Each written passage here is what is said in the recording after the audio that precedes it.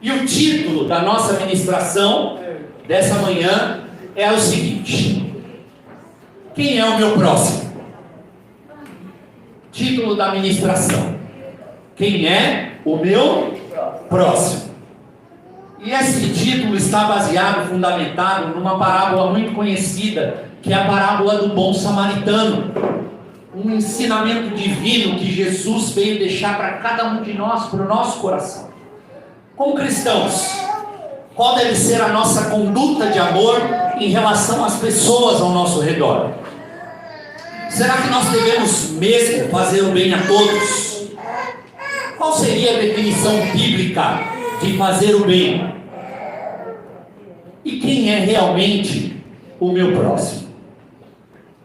Para nós termos as respostas dessas e de algumas outras perguntas, nós precisamos colocar uma lupa nos passos de Jesus, para buscar compreender, queridos, o máximo possível como Ele, que é o nosso modelo maior, fez.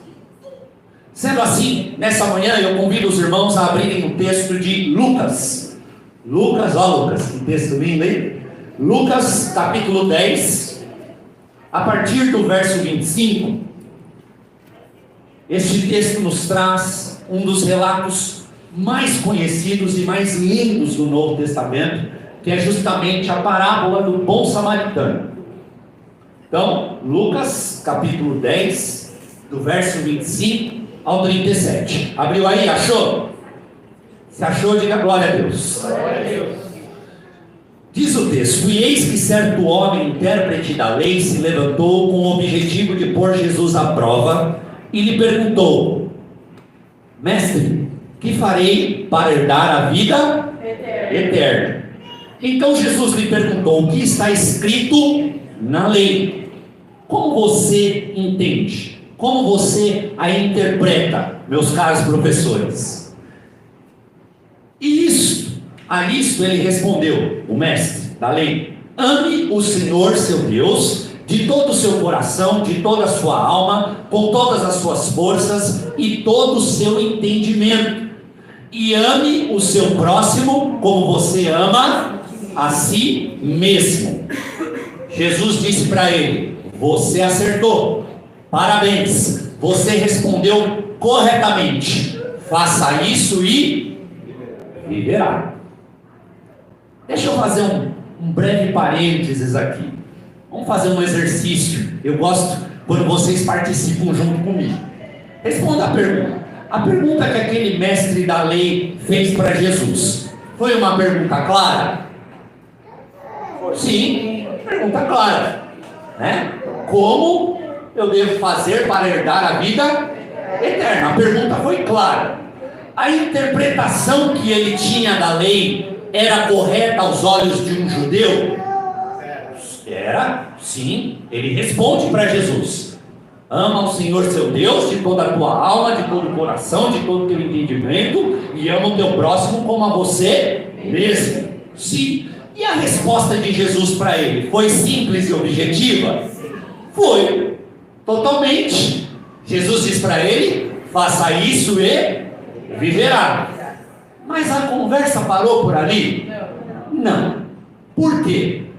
Porque o homem, aquele mestre da lei, quis justificar.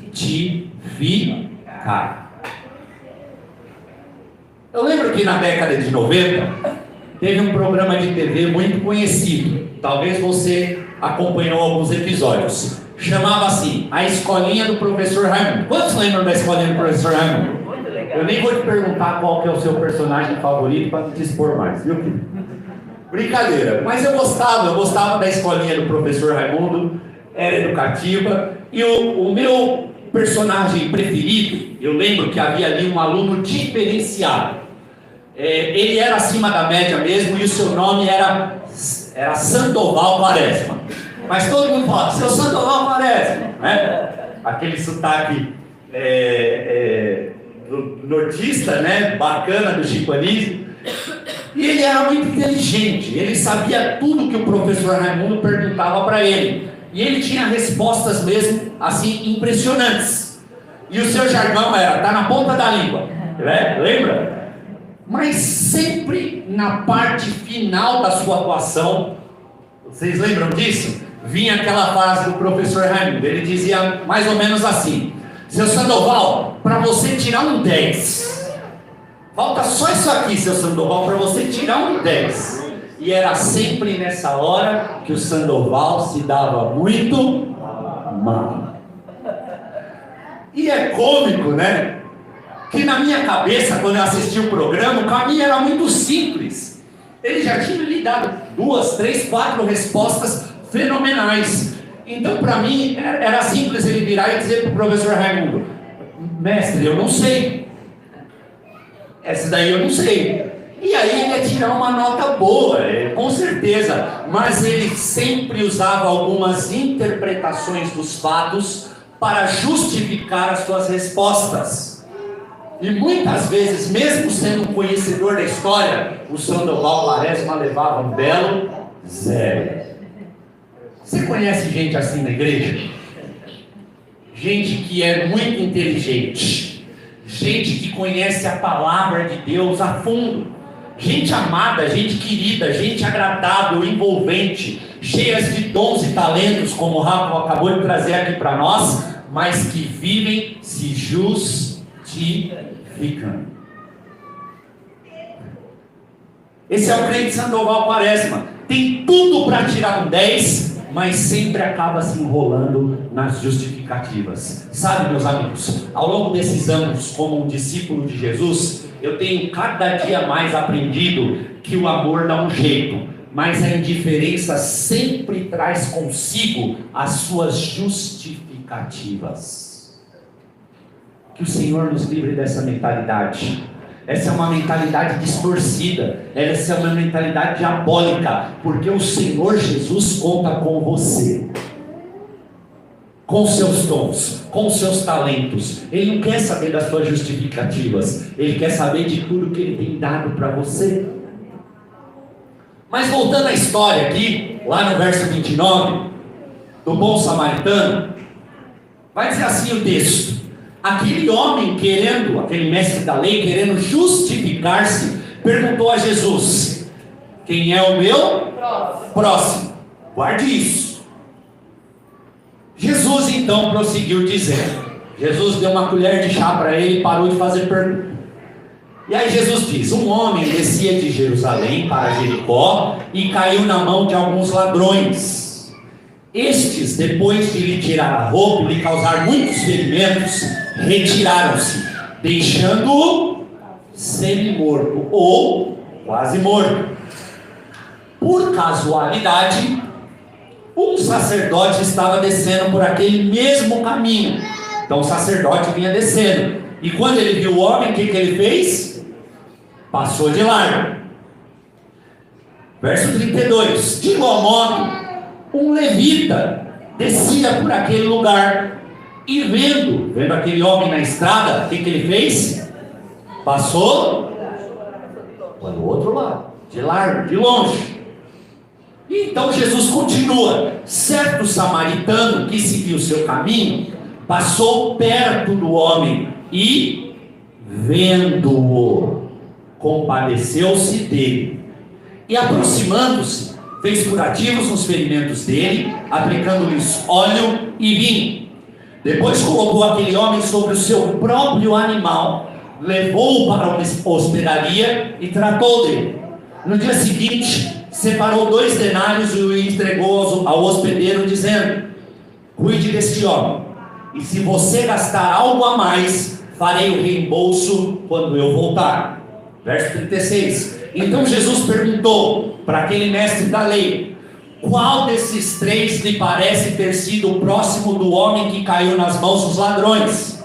E o mestre da lei respondeu: o que usou de misericórdia para com ele. Então Jesus lhe disse a mesma coisa que disse lá no começo: vai e faça o mesmo. Veja, querido, que a pergunta do mestre da lei parece ser um questionamento muito inofensivo e simples, certo? Errado. Pensa comigo, Porque o mestre da lei faria uma pergunta tão simples para Jesus? Imagine você e eu que não somos mestres nem nada. Imagine se você tivesse a oportunidade de agora Jesus apareceu ali na porta, glorioso, com o rosto iluminado, falando: oi gente, cheguei. Pode fazer a pergunta que você quiser. Você ia fazer uma pergunta dessa? Hã?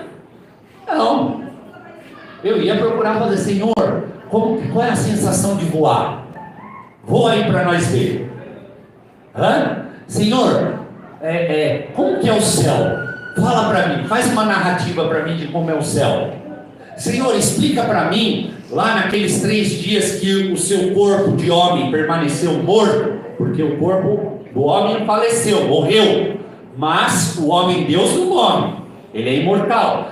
Como é que foi o processo? Você desceu lá mesmo, nos lugares mais baixos, falou com o pessoal, foi até o Hades? Me conta aí. O cara fez uma pergunta muito simples para Jesus: quem é o meu próximo? Então, diz um provérbio brasileiro que quanto a esmola é demais, o santo desconfia. E ele diz: Jesus, quem é meu próximo? Simples. Me diga você, Jesus, quem é o meu próximo? E é engraçado, querido, que quando nós brasileiros, que muitas vezes não temos o hábito de estudar a fundo a palavra de Deus, quando nós lemos algumas passagens da Bíblia, tudo para nós aqui do Brasil parece muito simples de se responder. Está muito óbvio, mas não era bem esse o caso. Desde aquela época e ainda nos dias de hoje, as pessoas querem interpretar a palavra de Deus de acordo com as suas próprias conveniências. As igrejas estão repletas de pessoas que buscam o tempo todo colocar Jesus dentro das suas caixinhas, a fim de justificar seus pecados e a sua mentalidade caída. O fato é que a origem da pergunta daquele homem, daquele mestre da lei para Jesus, ela não estava fundamentada ali em Lucas 10, na parábola onde a gente está lendo, não. Essa pergunta, ela vem de algo que aconteceu um pouco antes. Vamos dar uma olhada? Abra sua Bíblia em Mateus, capítulo 5, verso 17. Mateus capítulo 5, verso 17. Vamos ver como Satanás é astuto e perverso. Jesus faz uma pregação conhecida como Sermão do Monte. É o sermão mais poderoso, mais épico, mais fundamental para nós, chamados cristãos. E depois que ele faz lá no capítulo 5, todas aquelas ilustrações e novos mandamentos que Jesus nos dá, ele faz a seguinte declaração, ele diz assim: não pense que vim abolir a lei ou os profetas. Não vim abolir, mas cumprir. Digo a verdade: enquanto existirem céus e terra, de forma alguma desaparecerá da lei a menor letra ou menor traço, até que tudo isso se cumpra. Então aquele mestre da lei, fundamentando-se na afirmação de Jesus, olha só o pensamento lógico e diabólico daqueles mestres fariseus, daquele momento. Eles pensam assim: ora, se Jesus disse que cumpriria cada traço da lei, então vamos testá-los na própria lei. E ele mesmo, ele vai se contradizer. Vocês estão junto comigo? Segura aí, vou colocar um pouquinho mais de luz. Vou jogar um pouco mais de luz na explicação. Não só naquela época, mas até os dias de hoje, queridos, os fariseus, os judeus, os israelitas, eles compreendem que a junção de dois textos da Bíblia, eles são a base fundamental, tanto para a Torá, quanto para os profetas. Então, a lei e os profetas são sustentadas por dois textos. Tá, que textos são esses, Dodô? São exatamente os textos que ele usou para falar para Jesus a respeito da vida eterna. Ele usa Primeiro, Deuteronômio, capítulo 6, verso 5. Olha o que diz lá o texto. Ame ao Senhor, o seu Deus, de toda a sua alma. O mestre da lei tinha tirado aquilo da cabeça dele? Não. Está lá, ó, na Torá. Está vendo? O Pentateuco, os 5 primeiros livros da Bíblia. E o outro texto que ele usou está lá em Levítico, capítulo 19, verso 18. Levítico, capítulo 19, verso 18, diz assim: esse é base. Não se vingue nem guarde rancor contra alguém do seu povo. Presta atenção nisso. Não se vingue nem guarde rancor contra alguém do seu povo, mas ame o seu próximo como a você mesmo. Eu sou o Senhor. Então aquele mestre da lei, ele pegou e juntou esses 2 textos, que era a base fundamental para os judeus, e dá a resposta para Jesus. E aí você me pergunta, tá, Dodô, e daí? Daí, querido, que na cabeça daquele mestre, ou seja, na sua interpretação da Escritura, ele pensava estar correto sua análise sobre quem era o seu próximo. E de fato ele estava correto. O próximo para o judeu só poderia ser alguém do seu próprio povo. Baseado na leitura de Levítico 19, 18. Entendeu agora, querido? Entendeu como a pergunta dele para Jesus não era simples? Não era tão simples assim? Viram que tem muita gente inteligente em cima dos púlpitos, que são chamados de mestres da atualidade, mas buscam manipular a fé das ovelhas para abduzir as suas carteiras? Viu como é importante você meditar e conhecer a palavra de Deus? Viu como é fundamental você ter discipulado lá em Origens? Semana passada eu falei o quanto um judeu precisava estudar para se tornar um mestre da lei. Vocês lembram disso? Para ele se tornar um rabino, um mestre, ele tinha que estudar demais a vida toda dele e memorizar essas coisas. Aquele homem tinha o objetivo de fazer Jesus tropeçar nas suas próprias palavras, fazendo uso das próprias Escrituras. Lembra lá em Mateus 4, quando Jesus é levado pelo Espírito para ser tentado? O que Satanás utilizou para pegar Jesus e para Jesus tropeçar? A palavra. Não se iluda. Foi assim até o final. E hoje essa é uma das estratégias principais que o diabo usa para enganar você mesmo dentro da igreja. É a relativização da palavra e dos mandamentos, para que você se torne um crente fraco, para que você seja um cristão estéril, para que você não dê frutos, para que você venha à igreja, bata palma, pule, se alegra, para que as orações mexam com as suas emoções, mas você é uma árvore sem frutos. Cuidado, querido.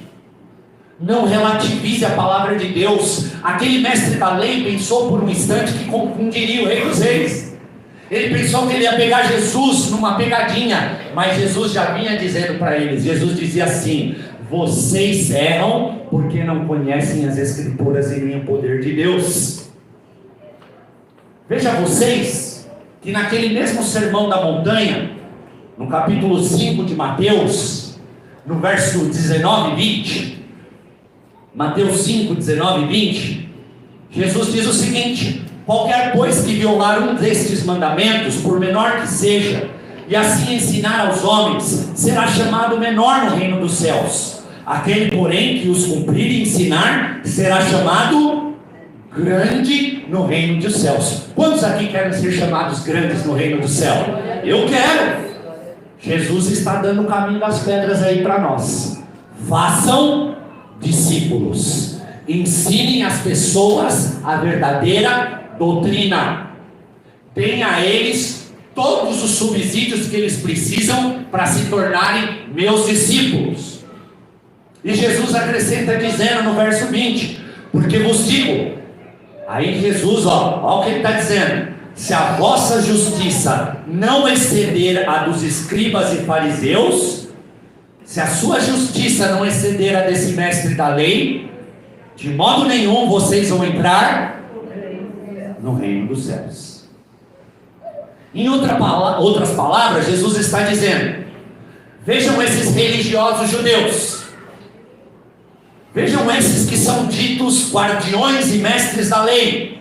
Eles não conseguem amar nem aqueles que são do seu próprio povo, nascidos do mesmo pai Abraão. Ele não consegue cumprir esse Levítico 19 que ele está dizendo aqui para mim. Ele fala da boca para fora.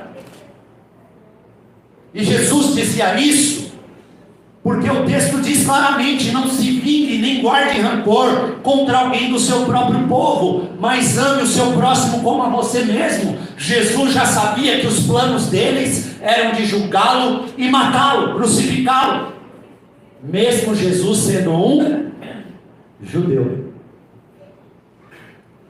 E então nosso mestre é extremamente claro e didático, mas agora com os seus discípulos.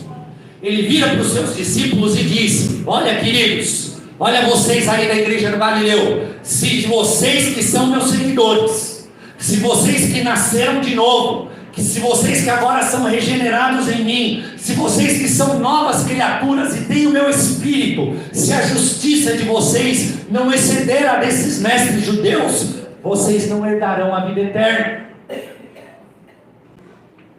Tem muita gente querendo atualizar a Bíblia, mas Jesus já fez isso há 2000 anos atrás. Glória a Deus. Jesus não fez isso mudando ou tirando trechos da palavra. Pelo contrário, ele elevou um nível. Jesus pega os mandamentos e diz: viu o que foi dito? Se você matar, você deve ser morto, você deve responder diante da lei. Eu vos, porém, digo: todo aquele que pensar em matar o seu irmão, já pecou, já está condenado. Se você for pego em adultério, você deve ser essa punição da lei. Eu, porém, vos digo que só de você olhar para uma mulher pensando em adulterar, você já cometeu adultério. Então Jesus pega a lei e os profetas e Jesus eleva.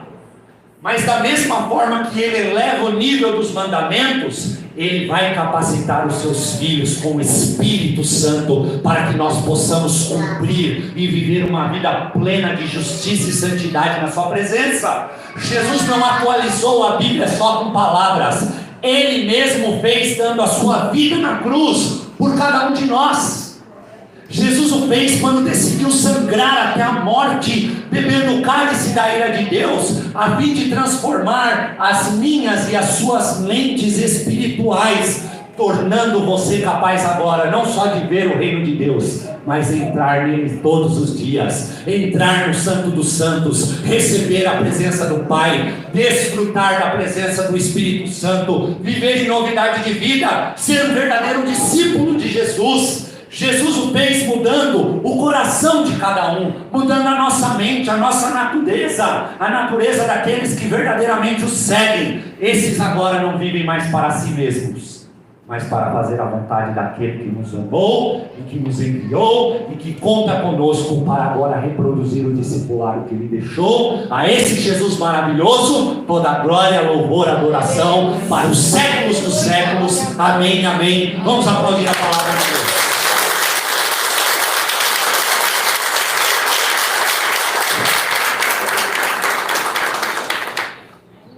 Tem mais? Segura aí. Nessa mesma parábola, a parábola do bom samaritano, Jesus, sendo Deus, fez algo extremamente inusitado. Guarde este ensinamento. Naquela época, os judeus, eles eram divididos em 3 grupos. Quantos grupos? 3. Se davam os filhos de Arão, que eram da descendência de Arão, irmão de Moisés, que eram conhecidos como os sacerdotes. Em hebraico eram os Kohanim. O outro grupo era o grupo dos levitas, que eram outros descendentes dos filhos de Levi, os levirins, que levavam a adoração no templo. E o terceiro grupo, o grupo mais amplo, eram dos israelitas, ou seja, estes eram todos aqueles que eram descendentes dos outros filhos de Jacó. Então Jacó teve 12 filhos, tirando a tribo de Levi, sobram-se 11 tribos, e vocês têm os israelitas. E você pode pensar, interessante, Dodô, tá, e daí? Daí, querido, que Jesus estava rodeado, no momento da parábola, por esses três grupos. Haviam ali mestres da lei, haviam ali escribas, haviam ali israelitas, haviam ali gente do povo, e eles estavam o tempo todo testando Jesus para justificar-se dos seus pecados. E Jesus então ele começa a contar a historinha. E eu penso que ele vai deixando a galera no suspense. Então ele começa assim. No primeiro grupo, ele coloca em xeque o grupo dos sacerdotes. Então ele já fala, ó, descia um sacerdote judeu, mas ele passou longe do homem caído lá na estrada. Veio depois o segundo grupo. Qual que era o grupo?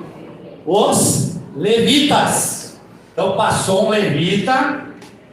Na sequência, Jesus tira completamente os levitas da jogada, afirmando que esse também passou de lá.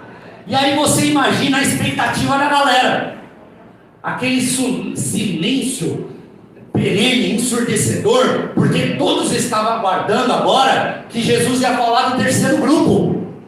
Jesus ia falar dos israelitas. Eles estavam aguardando que viesse então, porque certamente o israelita seria o grande herói da história. Bom, ele condenou o sacerdote, o levita agiu mal. Quem vem agora?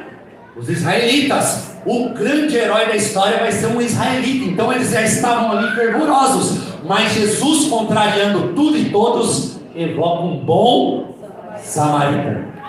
Talvez você não entenda isso, querido, mas o samaritano era um inimigo mortal do judeu. A coisa era tão feia que colocaram o adjetivo bom mais samaritano na mesma frase, para eles já era um xingamento. Você não entendeu? Eu vou dizer, imagina que nós está todo mundo aqui, ó, no meio da Gaviões da Fiel, aquela coisa louca, aquela torcida do Corinthians, todo mundo pulando, gritando. Aí vem o repórter e pergunta para o menininho assim: querido, quem que é o seu herói? Quem que é o maior jogador para você? E aí coloca o microfone e o menino fala: é o Rogério Ceni. Já pensou? Aquele barulho, todo mundo para. O que ele falou? Rogério Ceni? Um samaritano. Essa era a proporção daquilo que Jesus havia feito. Jesus propositadamente usa um elemento odiado pelos judeus para revelar algo sobrenatural a todos nós. Sabe qual que é a mensagem aqui, querido? Jesus diz para eles: não pensem que o fato de vocês serem da mesma nacionalidade que a minha faz de vocês meus irmãos. O fato de alguém ser de outra raça não impede de ser o meu próximo, porque é por toda a humanidade que eu vou derramar o meu sangue. E aí vem alguém lá em Mateus 12:47, chega para Jesus e diz assim: tua mãe e teus irmãos estão lá fora e querem falar contigo. E Jesus responde: quem é minha mãe e quem são meus irmãos? E estendendo a mão para os discípulos disse: aqui estão a minha mãe e meus irmãos, pois quem faz a vontade do meu Pai que está nos céus, este é meu irmão, minha irmã e minha mãe. Queridos, essa mensagem ela é tão atual e verdadeira nos nossos dias que chega a ser algo surreal. Meus queridos, Quantas e quantas pessoas dentro das igrejas, pensando que o fato de lerem a Bíblia, o fato de vir à igreja aos domingos, o fato de cantar louvores, o fato de não beber, de não fumar, de ser um bom cidadão e etc, fazem deles discípulos de Jesus. Mas vem esse mesmo Jesus e diz: não, quem faz a vontade do meu Pai que está no céu, este é meu irmão, este é minha irmã, este é minha mãe. E eu deixo a bola para você, querido. Quem você quer ser na história? Em nome de Jesus, você todos os dias da sua vida vai ser um bom samaritano. Porque o Espírito do Senhor Jesus está sobre você, e o Senhor te ungiu para abençoar, para pôr em liberdade os cativos, para dar vista aos cegos, para que os surdos ouçam, e para que seja pregado o ano aceitável do Senhor, e todas as famílias que vierem ao seu encontro serão abençoadas, serão libertas, serão restauradas, conhecerão Jesus Cristo como Filho de Deus, e receberão a vida eterna. Aleluia! O último ensinamento da manhã. Quem é seu próximo?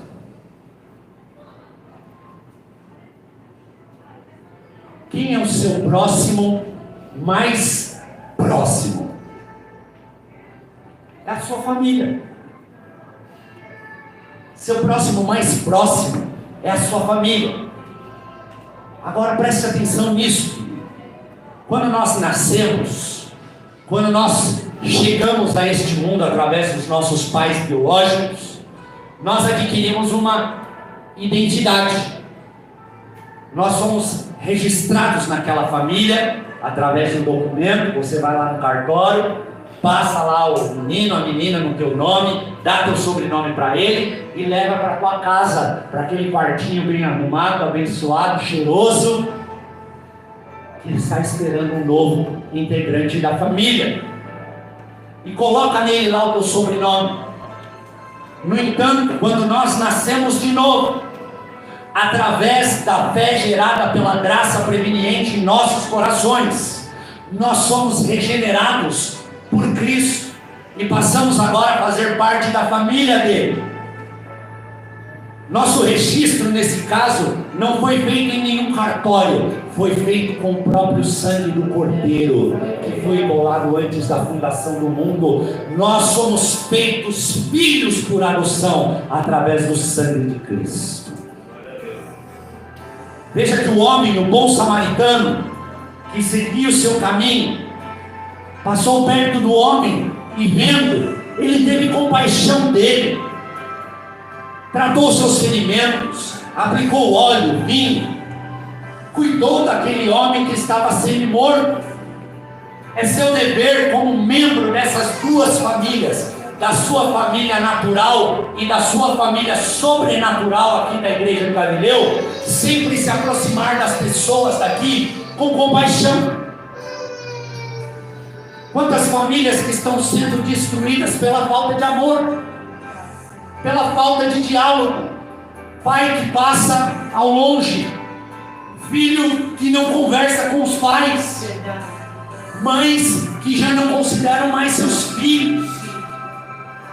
Dentro da igreja, irmãos queridos que se amam, virando a cara um para o outro, se considerando superior ao outro, achando que uma fala veio para destruir e não para exortar. Isso é pecado, querido.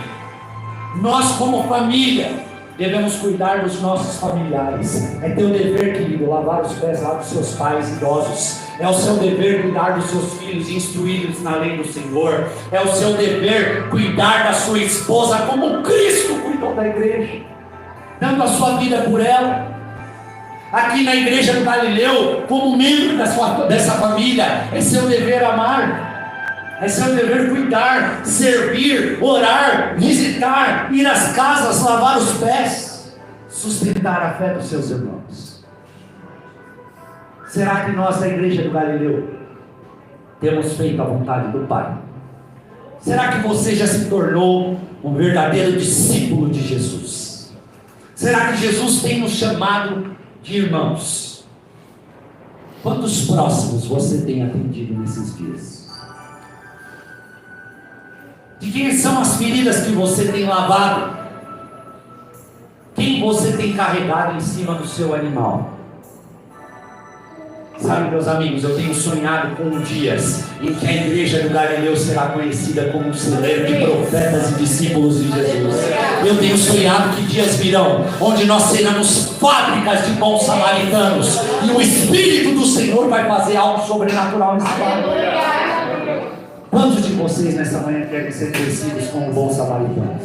Eu também quero, eu já estou de pé. E você? Vamos ficar de pé?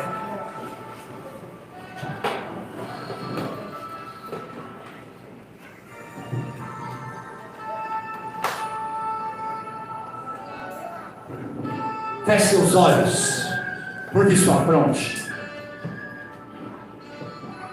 Jesus, todos os dias está esperando te dar a nota 10. Ele não quer as suas justificativas, Ele quer o seu coração, a sua mente. Jesus não quer você como um evangélico pós-moderno que sabe muito bem cantar, bater palmas, vir à igreja, colocar a roupa abençoada, bonita, para vir aqui conosco. Isso é muito bom, faça isso. Jamais perca um culto desses. Jamais deixe de vir aqui com a sua família para ouvir a palavra, porque é a palavra que liberta, é a palavra que anima, é a palavra que levanta, é a comunhão dos santos que faz com que você seja cheio do Espírito.